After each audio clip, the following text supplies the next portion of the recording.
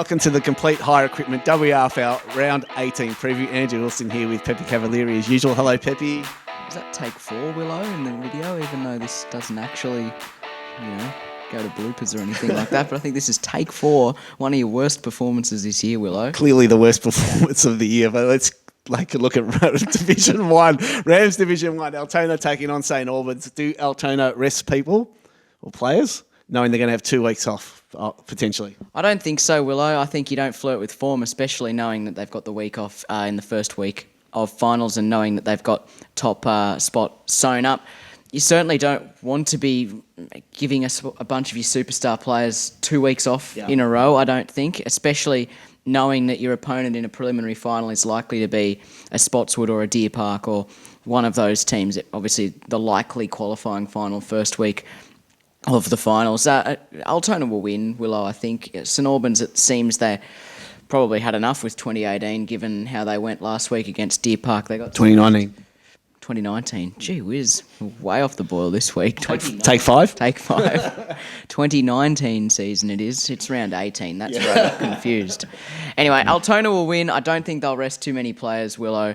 And it sets them up well for a really big final series. I suppose the games in Division 1 this week that matter most are the ones between, the second and third on the ladder, the ones that hold that double chance at the moment. Deer Park are going to play Point Cook. You'd expect them to win that game pretty easily. Yes. And Spotswood taking on Caroline Springs. So you'd think that they would win that.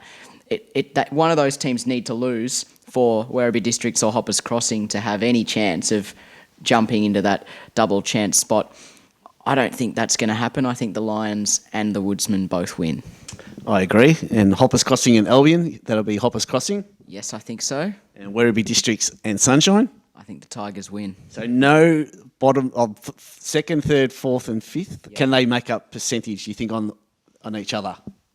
No, because there's too much separating them. I believe Werribee Districts have about 15% on Hoppers. Hoppers are about 15% behind Deer Park. No, Spotswood, sorry.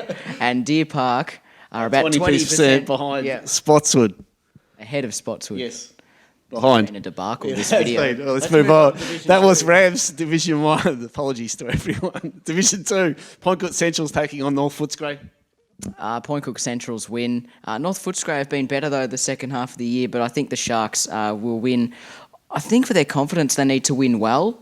Their first half of the year was really impressive. They've just been a little bit off their best, I think, the second half of the year, the Sharks, and going into an elimination final in a fortnight's time against Parkside, they're going to need to bring their best against a team that knows finals football well. Only 8 Point Cook Centrals to win that. West Footscray take on Yarraville Seddon. Yarraville Seddon will win, but as always, when Yarraville have to go travel and play West Footscray down at Shorten Reserve, you'd expect the Roosters to give it a pretty good, make a pretty good fist of it for the first half. Yeah, and Wyndham Vale take on Parkside in our match of the day on 88.9 Win FM. So tune in from 1:30. Wyndham Vale able to rest players. I guess Yarraville Seddon could do the same against West Footscray, knowing that they're going to play each other in a qualifying final in week 1 of the finals. Yeah, there aren't too many interesting games this weekend, we know, because a lot of dead rubbers, if you will. This one's interesting, Wyndham Vale and Parkside. We know the Falcons, they could very well rest a bunch of players. But for Parkside, it's a huge game because they need a bit of evidence to suggest that they can be a threat in finals. They haven't really got that throughout the home and away season. They've been beaten comfortably every time they've played the Falcons and the Eagles, the two teams that sit above them. It hasn't been much that's been the difference. It's just been moments in each quarter, and they've added up pretty heavily against them. So I think if they can put in a good performance, maybe even snatch a win, maybe Parkside can play a bit more of a part in September than we all think. Yeah, I agree with that one, but I think the Falcons will win that. Division 3, Braybrook take on Sunshine Heights. Big game for Sunshine Heights. They win, they get the double chance. Yeah, absolutely. Braybrook are never a easy team to play against. Their form hasn't been great, so you'd expect Sunshine Heights to win, especially the way they've been playing recently, and they got what we thought was the tough assignment out of the way last week, beating Glen Order, and they were splendid, the Dragons. So you wouldn't expect them to drop this one. You hope for their sake that they don't, because I think they deserve the double chance. This is certainly the second half of the year. They've been one of the better teams in the comp.